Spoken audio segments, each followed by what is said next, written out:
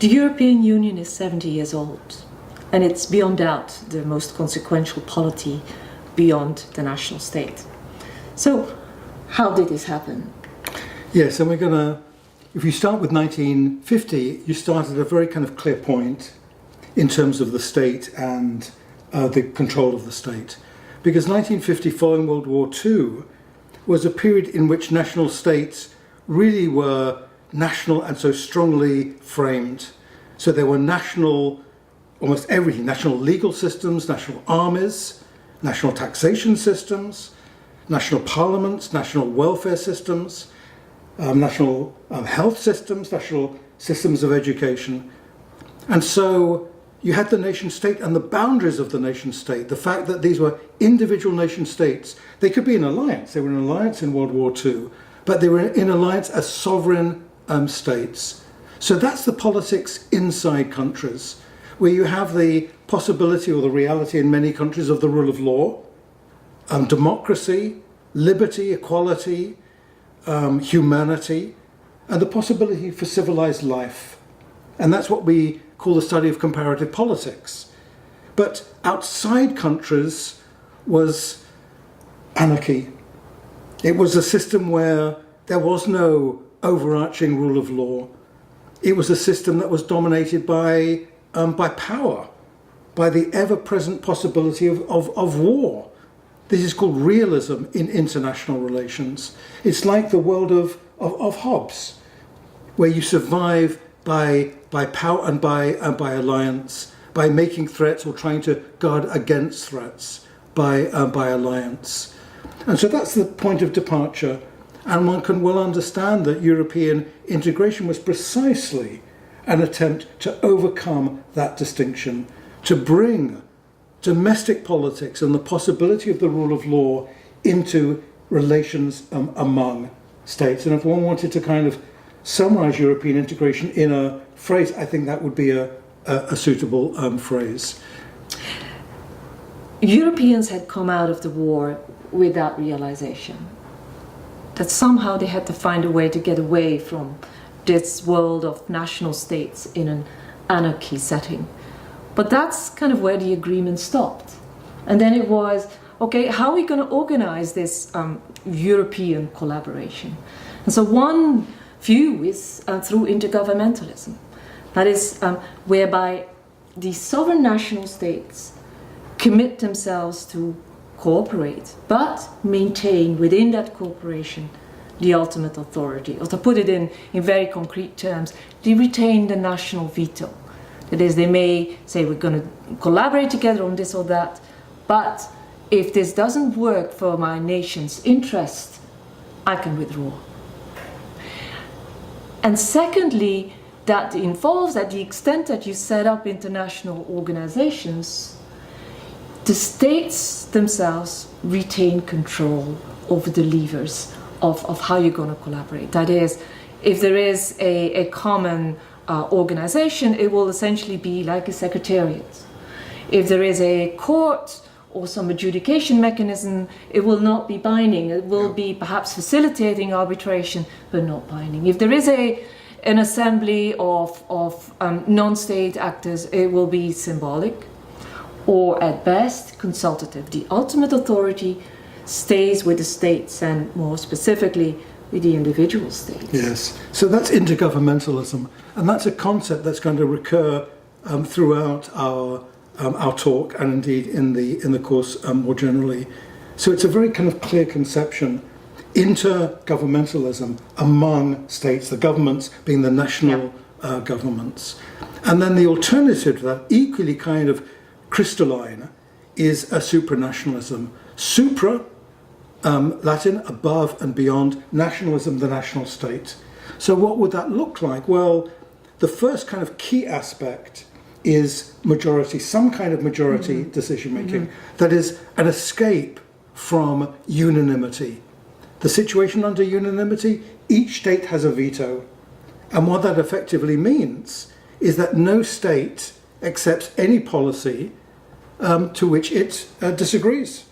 So there's no kind of incursion of decision-making on the sovereignty of individual states. And so as soon as you move into some kind of majority decision making, it doesn't have to be a pure majority.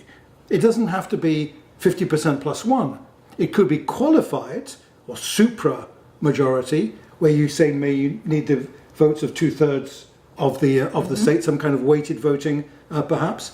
As soon as you enter that terrain, you have the possibility that an individual state or even a small coalition of states can be outvoted. That is, they have to impose, they have to implement policies to which they would otherwise not prefer, to which they would disagree. So there is an authority above supra the individual state. Exactly. And secondly, also in contradistinction to what Liesbet was saying before, non-state actors can play a role. You could have an independent administration that determines the agenda for decision making independently. There could be an independent court with real authority to kind of put the fingers to the fire of those states or actors who are not doing what they are committed or meant to be committed to do. Or there could be a popularly elected legislature with real power to co-decide, to have some influence on the decisions that are made. So these two concepts are going to be a key: intergovernmentalism, supranationalism, and what we're describing from this standpoint is a series of shifts, not always in one direction, but a series of shifts that eventually brought the European Union and Europe from intergovernmentalism, the predominance of intergovernmentalism, to much greater supranationalism. So why might this have happened? What are some of the forces that might just shift these states to engage in this pretty radical departure from a Westphalian state system? Yeah, there really had to be forces. I mean, national states, state leaders don't turn around and say, look, we prefer it if we didn't have a veto. I mean, all of us would like a veto over things that, that concern us. Everyone would. The first is that it's the kind of the force of circumstances, the necessity, the felt necessity to actually coordinate, to make joint decisions. And so what would happen if you realize that there are functional reasons to cooperate? And you had a situation in which, imagine, that you had a situation in which the individual actors could make an agreement. But then they said, well, yeah, but if we don't really want to implement it, we don't have to. What would be the point of that? So one pressure towards supranationalism is to hold the feet to the fire. That is to say, to actually have some authority of inducing or compelling national states to keep the agreements that they actually make, to sustain the organization. So that's one very strong kind of pressure. And the other is the kind of the force of numbers. That is, look, when you're in a small group, yeah, you could have unanimity and you have bargaining, and people will feel a kind of a normative pressure that if they disagree, they will go along. But the more actors who are sitting around the table, the more disabling unanimity becomes. If you've got 15 or more actors, let alone 20 or 27, and each one of them can exert a veto, I mean, what are you going to be able to get done? And so that's a pressure towards escaping unanimity and imposing some form of supra-majoritarian, some kind of way of outflanking the veto and unanimity. So these are not just scholarly concepts. I mean, they're fun as scholarly concepts, but this was actually real stuff, the real stuff of politics. In the late 1940s, in fact, in 1947, after Churchill's rousing speech of the United States of Europe, 750 luminaries got together in The Hague, the capital of the Netherlands, to create a Council of Europe, which was going to be the vehicle for European collaboration. They sat there and there was a lot they agreed on, such as the principle that we need to get beyond national sovereignty in some fashion. And importantly, the the principle that Germany should be part of this. Well, that's kind of where it stopped. The big disagreement came out in the open, and this was Churchill himself actually presiding, he was the chair there,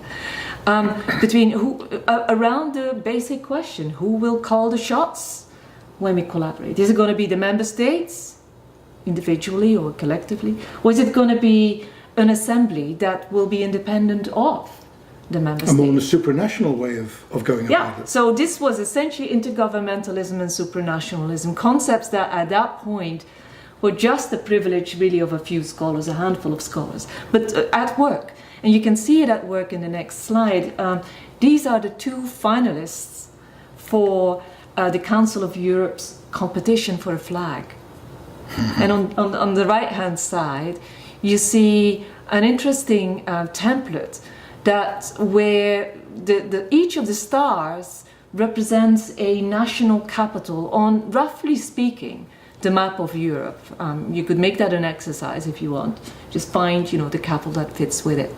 And then the biggest star, the heart of the flag, is Strasbourg, which was where the Council of Europe's Parliament was being built. The building at that point was under construction. The left one is very different. You have 12 golden stars, and as the designer described them, eternal and complete. The number of stars was not going to change, even if the member states in the Council of Europe were to increase. And it hasn't in the context of European integration. It's always 12. It hasn't. Remember, this is a flag of a Council of Europe. Yep. But the Council of Europe called that this flag should be the symbol for Europe. And so it invited every European organization to adopt a flag, which ultimately the European Union would do. And now everyone seems to have forgotten that this is actually the flag of the Council of Europe. Yeah. So the Council of Europe ultimately picked the flag on the left, which you could say is more supranational. But the organization itself never kind of managed to combine or to choose between supranationalism and intergovernmentalism.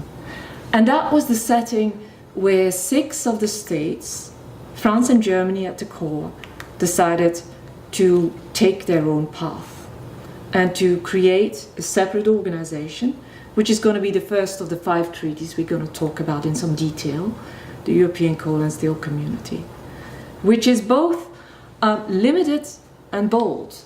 It's limited in the sense that it's set out to pool, to organize collaboration for 2 policies only, coal production and steel production. But it was bold in the sense that it set out to organize this in a supranational fashion, very directly, in fact. So the 6 states were France, Germany, and then they invited everybody else, but only 4 joined: Italy, Belgium, the Netherlands, and Luxembourg. We're talking about 1950. Yeah, I mean, look, it was 2 policies, but which 2 policies could have been more kind of consequential? Yeah. I mean, coal and steel. Now, we're talking about in the 1950s. We're not talking about computer chips, but coal and steel kind of as important, if not more important than the computer chip in that particular historical context, because they were the basis of war and the basis of economic development, the basis of industrialization, the basis of tanks and aircraft, guns of all kinds, and the basis of buildings, the basis of the industrial structures that were going to be created, the basis of bridges.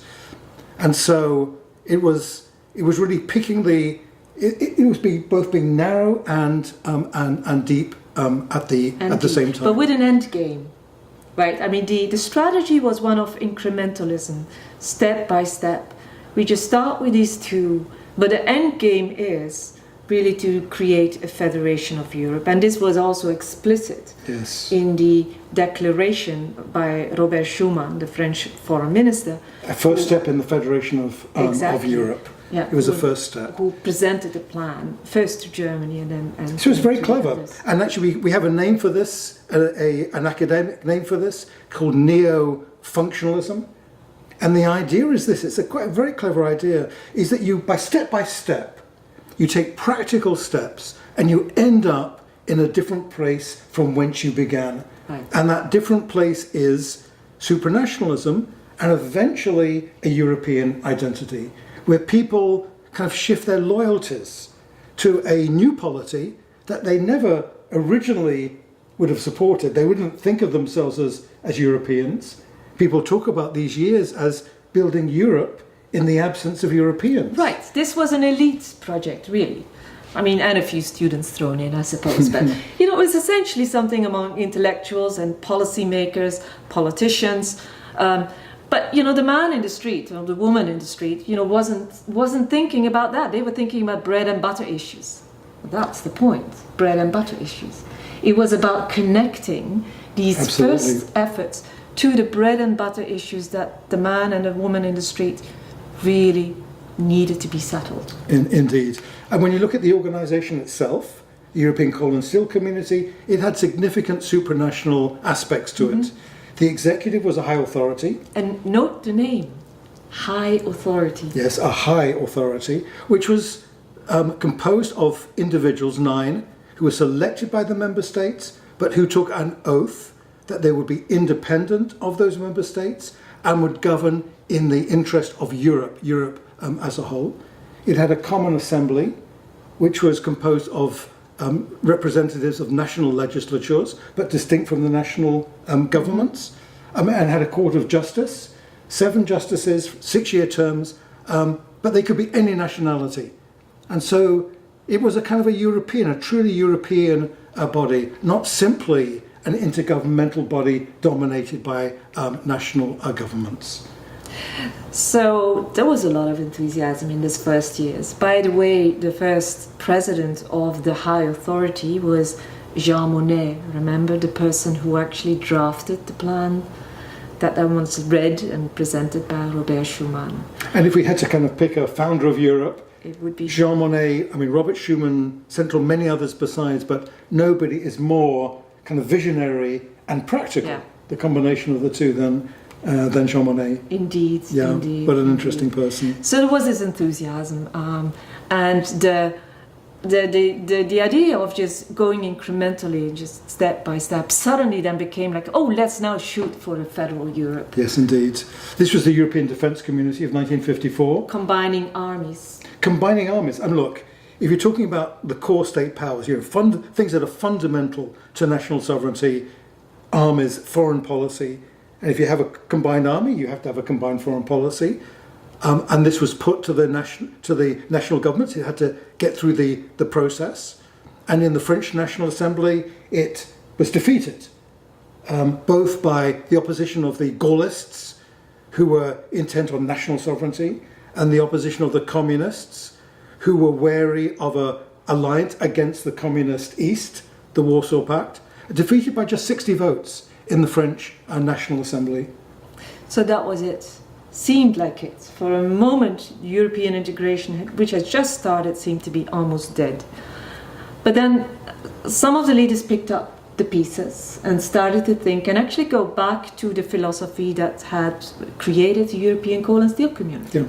That is, go back to bread and butter issues, but a bit more broadly. Go back to economic cooperation, and that would be the basis for the next landmark treaty, the Treaty of Rome, where the focus really is on economic cooperation and specifically on creating a customs union, which means that you actually, first of all, open trade among the members, try to minimize trade barriers among the members of the European Union, and secondly, create a common external tariff, so you have a common customs, in other words, so that any trade with the outside world, with third parties, is determined jointly, and therefore you get a level playing field.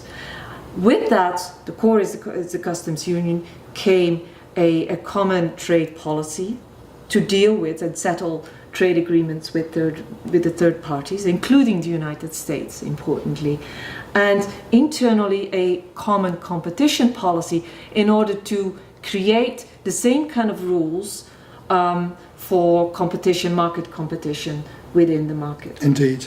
And it was the same, you see the same kind of neo-functional kind of ambition, and in the treaty were the famous words, an ever closer union. But in terms of institutions, something had to give, and that was probably a fallout of the EDC disaster, the disaster of the European Defence Communities Treaty, and that is this treaty took a step back in terms of supranationalism. Yeah. It did in a couple of ways, significantly, symbolically. The new executive that was created was no longer called the High Authority, it's called the Commission. And the voting rule in the council among the ministers, where the representatives of the states would sit, was unanimity. So two important steps back towards to position the new treaty, the new organization, the Treaty of Rome, closer towards intergovernmentalism without going back all the way to the intergovernmental model. Yes, indeed. And where did Britain stand in this? So Britain was not a part of this. No. And several countries thought, well, look, can we really create an effective European organisation without Britain, the victor in the war, with the prestige of that? But Britain was, I might say, under a different vision of where it stood and what it could be, and didn't want to be in the context of having to accept a supranational organisation. And one way of kind of thinking about this is actually the origin was Winston Churchill's conception of how Britain could sustain itself as a world power alongside the Soviet Union and the United States, both of which had vastly greater resources. And his conception was the three great circles, that Britain would be the juncture, the one country that was part of these three great circles of countries: the Commonwealth, originally the British Commonwealth, the legacy of the British Empire, with countries as great as India and Nigeria and South Africa, the English-speaking world, and Churchill received his Nobel Prize for Literature for writing a book called, a series of volumes, The History of the English-Speaking Peoples, and in that group was the United States of America, and then Europe, which was the third circle. And so Britain saw itself in this kind of broader vision. Well, it was, to be quite honest, it was fanciful. Many people disagreed with it, but it certainly, this was the way of thinking. You might say, to be honest, a kind of a delusion of grandeur, to be quite honest. But it did mean that in Britain it was loath to enter into a binding, somewhat supranational, not as supranational as the European Colonial Community, but still something that many Brits felt would tie them down in a way that would diminish this juncture role that Churchill had conceived.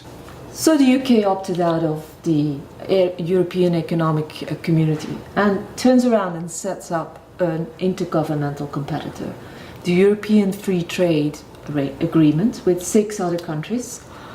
Let me get this right. Sweden, Denmark, Switzerland, Portugal, Austria. I'm missing one. Norway. Oh, yes, you're right. And Norway. Look, the total population, the economy, was only the size of the UK. So it really exactly. didn't amount to but so much. Together, so they sometimes call the 6 and the 7, because the European Economic Community 6 and this one 7. But the upshot is that even after a year, so this was set up in 1960, the UK realized this is not going to generate the kind of economic support that it needed in order to get its economy really back rolling after World War II. And so in 1961, the UK applies to become a member of the European Economic Community. It does indeed. And it does so twice and is rejected. Twice. This is under Harold Macmillan. And 61 and 67. And de Gaulle has, you have to say, his great pleasure, really. So de Gaulle, Charles de Gaulle was then president of France, came in 1958. And to enlarge the European Union, it had to be unanimity. This is a unanimity policy. And so France was in kind of pole position. The others would have been very happy. Yeah. Actually wanted quite intensely the UK to be a part of the European Union. It seemed to make the European Union whole and to bring in the United Kingdom. But de Gaulle was deeply opposed for 2 reasons in particular. One was France had this, and de Gaulle in particular, had this idea of France being the leadership in a leadership role. Germany was still gaining respectability following World War II.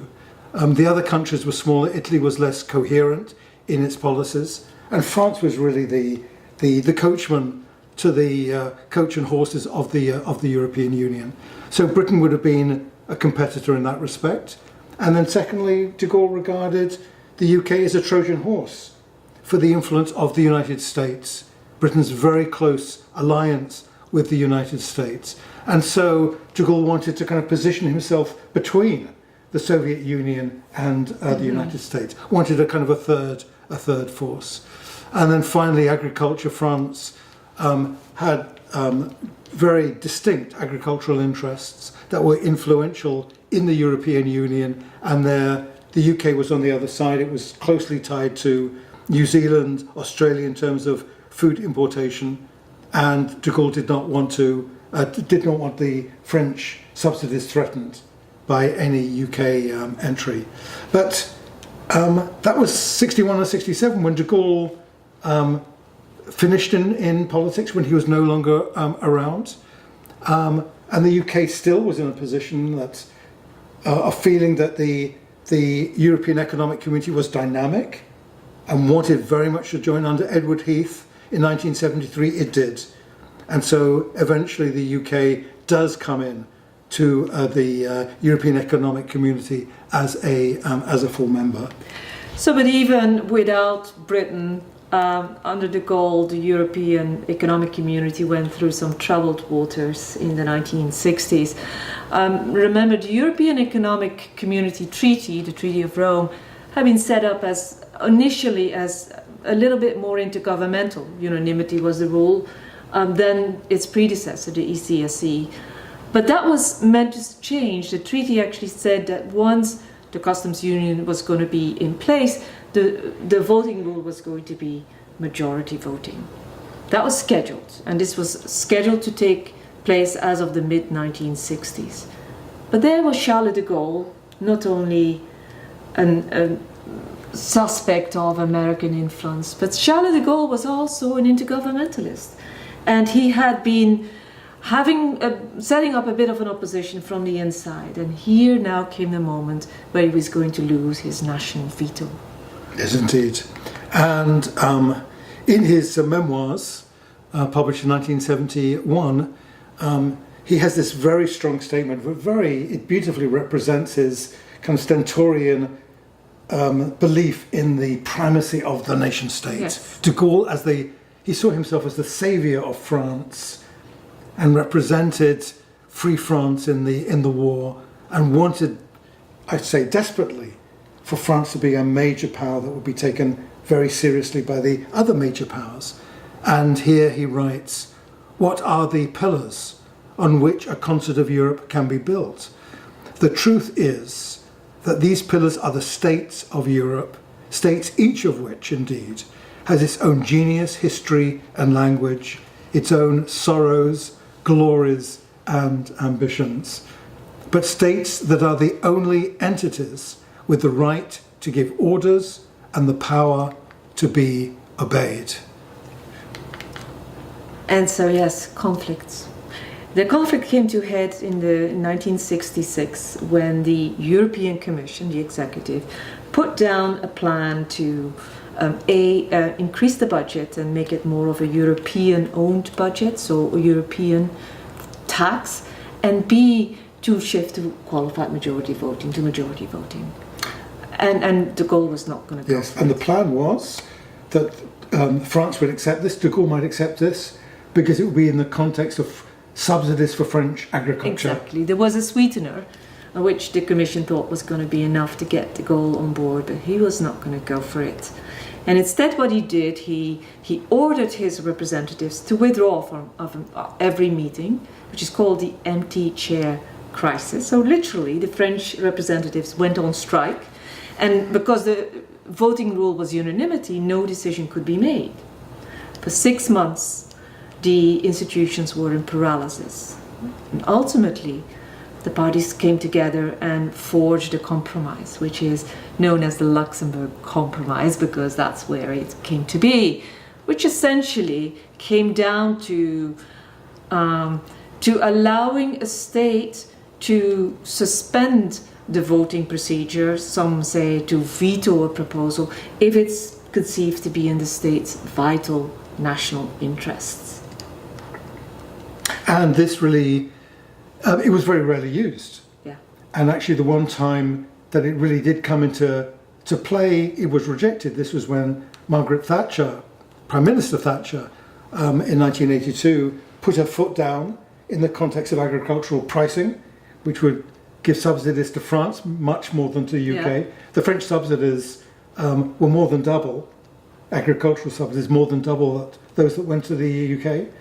And that the vote went on, and it was a qualified majority vote, and they actually kind of ignored Thatcher on this occasion, and then the only recourse would have been to have an empty chair, but she decided that she wasn't going to She wasn't going to do the goal. But for the period from 1966, essentially, the Luxembourg Compromise, till the early 1980s, so all through the 1970s, the compromise exerted a certain chill on all the negotiations. It was kind of a not going to places where one suspects that a individual member might be unwilling to engage in, unwilling to accept a decision. Yes. And that became even more pronounced once the UK, as Gary mentioned, joined in 1973 alongside Denmark and Ireland.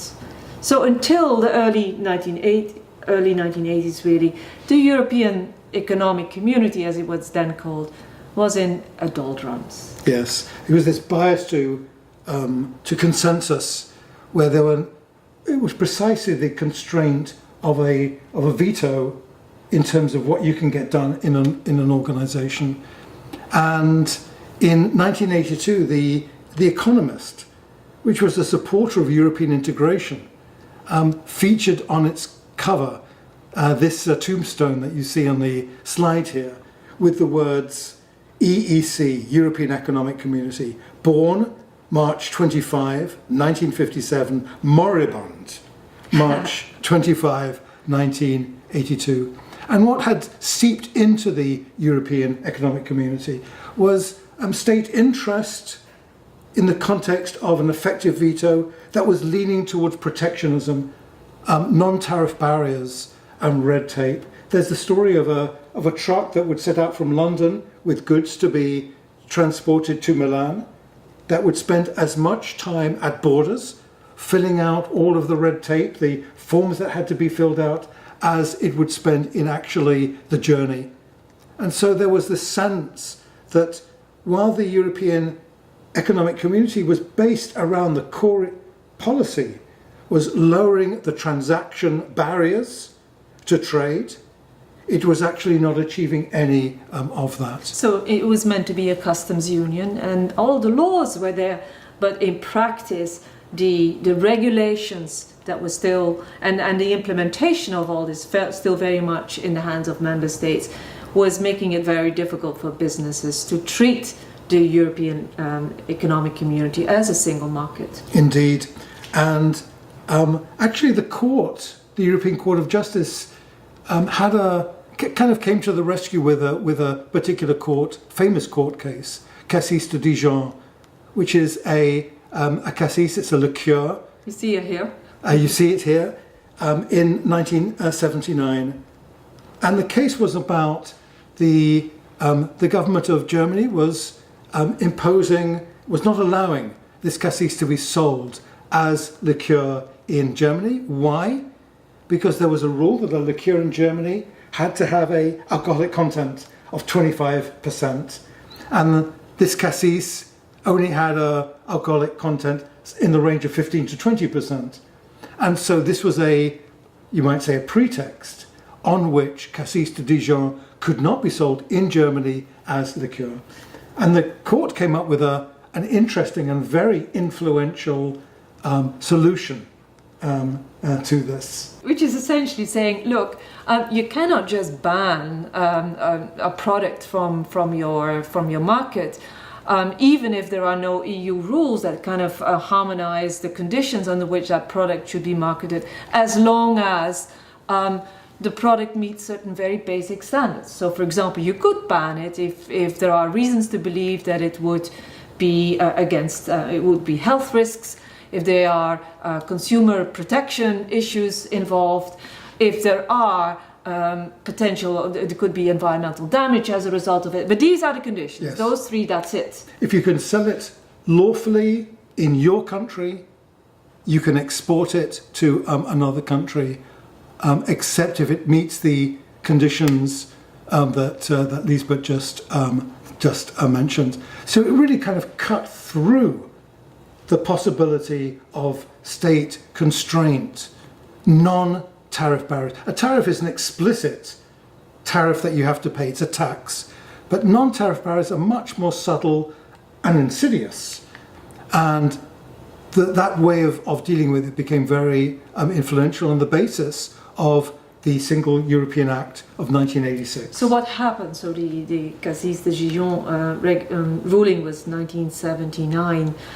But some people, particularly in the European Commission, were thinking of ways of getting Europe out of its doldrums, and they grabbed the idea and they thought, well, this could be to give us some ammunition to think of a different way of regulating the internal market. What they had been trying to do through the 1970s was harmonize the rules, the regulations, among these, by then, 12 member states. That is, out of 12, create one single set of rules. There was immensely difficult. Always one country that said, I don't particularly like that comma or that exclamation mark or that subsection and so forth. And so under the threat, the veil of the vital national interest and the threat of a veto, not much happened. The shift here is with the ruling that the court said clearly, under the absence of European rules, it's still not possible or not allowed for a member state to just simply bar the entry of a product unless it doesn't meet certain very specific standards. Otherwise, a member state should recognize the rules of another member state, the regulations of another member state, as equivalent, as if it had written the rules, and vice versa. Hence the principle of mutual recognition, which essentially said, as long as you don't have European rules, you can just export or import products from the member states, unless you can prove that there are certain very basic health, environmental, and consumer protection rights that are being violated. And that became the basis for rethinking the whole infrastructure of legislation that governed the common markets. And it made it a lot easier. There still was a lot of work to do. There were about 300 pieces of legislation that had to be passed in order to essentially get rid of the red tape and the various protectionist measures that had been propping up over the previous 10 to 15 years. But the burden now was with the member state to prove that a particular regulation of another member state was not acceptable. Yes. It was called the 1992 project because the legislation was very complicated, as Liesbet mentioned, but around 300, slightly less than 300 measures had to be put through. And it was assumed that it's going to take several years. And it took the 1992 project. Exactly, and they met the deadline. Alongside a few other things happened. One, actually what the European Union, because now we started to think of this organization as the European Community, what the European Community was doing was going to be also alongside the economic market some other areas like regional policy, significant funding for the poorer regions of the European Community. Yes, and the idea there was, look, you've got some certain regions in the EU that are now going to have to compete more intensively. If you really get rid of the non-tariff barriers, take that seriously, do what we've actually been promising to do, then the competition is going to intensify. And that gave the poorer countries a greater kind of leverage to say, look, if we're really going to go in for this, we need some extra help, particularly for our poorer regions. And that was the origin of regional policy, later cohesion policy in the European Union. Indeed. And finally, and interesting and most importantly, this treaty was shifted to European Union integration project back to the supranationalism, not quite to where the first treaty was, but very much in that direction, and in two significant ways. One was that unanimity was now dropped for anything that had to do, for any legislation that had to do with the internal market, and that was interpreted quite broadly.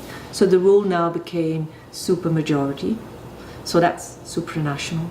And secondly, the European Parliament became a more powerful body and actually was given the capacity to block legislation and to negotiate for a better deal. Yes, fundamental shift. As the EU broadened its scope, it became more supranational at the same time. Indeed.